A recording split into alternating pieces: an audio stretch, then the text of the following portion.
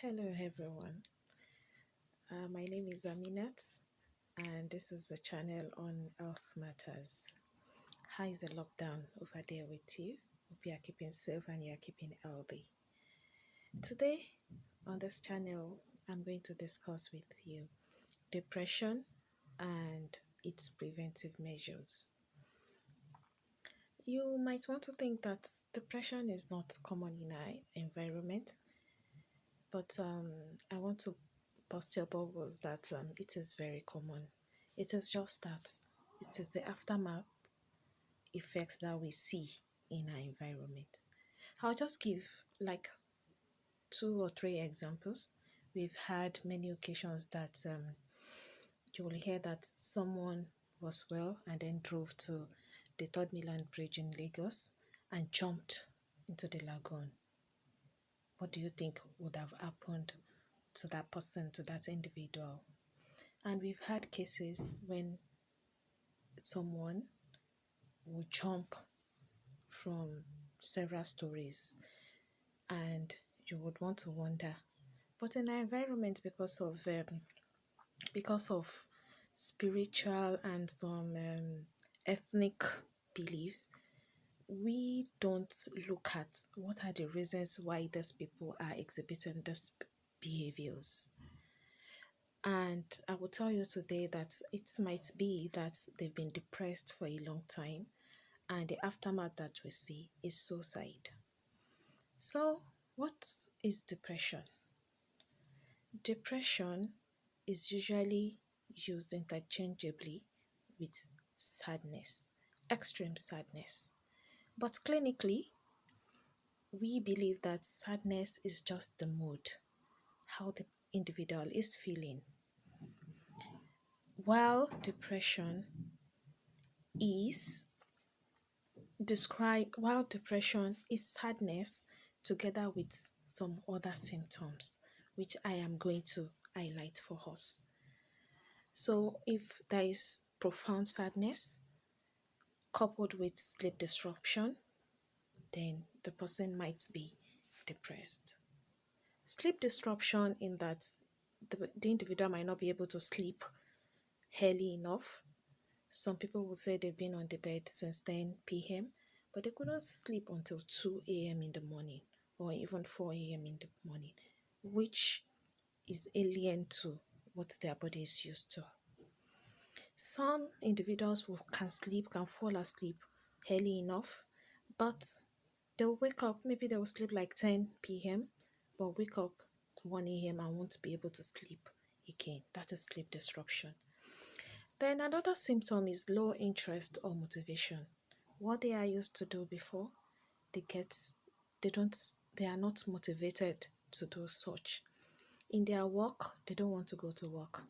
So if you are feeling this way together with profound sadness, you might want to check yourself. Then there is fatigue or decrease in energy. Despite the person having eaten and supposed to do something, they just want to rest. They don't have the energy to do anything. And another thing is decreased concentration or focus. They can't really do anything at a time. They don't want to continue to do something. They lose focus while doing something. Another symptom is a decrease or an increase in appetite, which can lead to a decrease or another increase in weight. This, you will see some people, they won't just stop eating. They can't stop it due to the fact that they are sad, and they will continue to eat voraciously. In some cases, the person will just ignore food, won't be able to, I just took water. You might want to check yourself. Then there are some psychomotor agitation, severe anxiety, together with the sadness that we talked about. They are very sad, and then there are some movements in their body. The hands may be shaking. They will feel so anxious.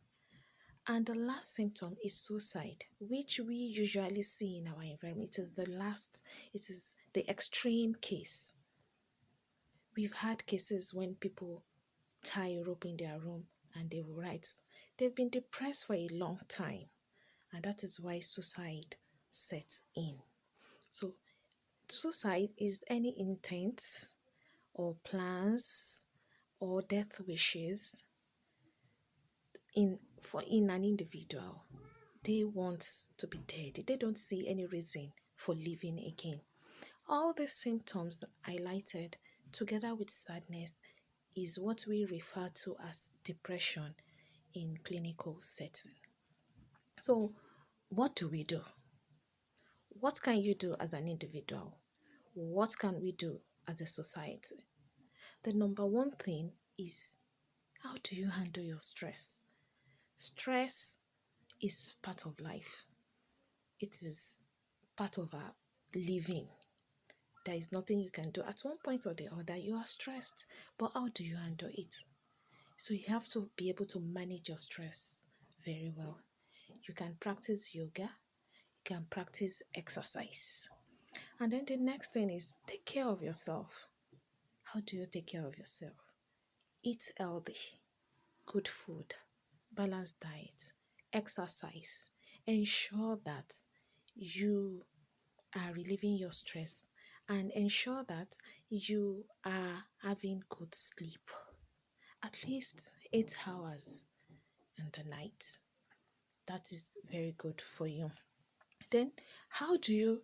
Then another tip is, you have to reach out when things get hard. Please reach out to family and friends. You are not alone in the world. Reach out. Reach out to those that love you. They don't want to lose you. They want you to be well. Talk to them. The English people say a problem shared is half solved. Relieve your mind by telling a friend, by telling a family member, and probably they could prefer solution to what is happening to you. Then, if you think you are depressed, sometimes we know. Sometimes you don't just want to get out of bed. Sometimes you know that you are profoundly sad. Please seek help. At that point, seek help. It may get worse if you don't at that point. And as a society, what can we do? As a people, sometimes we see the signs from afar. You know, an individual is used to dressing in a way, and you can say that, why didn't she polish her shoe today? Why is she dressed shabbily today? Please inquire more. Move closer to the person. Talk to the person. Don't leave him or her to our own affairs at that time. You may be saving lives. These are what we can do as individuals and as a society in keeping ourselves away from being depressed. I know that life is hard at the moment. Don't be depressed. Get regular medical checkups. Call your physician and make sure you stay healthy. Until next time on this channel, it is your nurse, Aminat Adiyemo. Stay at home, stay safe, and stay healthy. Bye.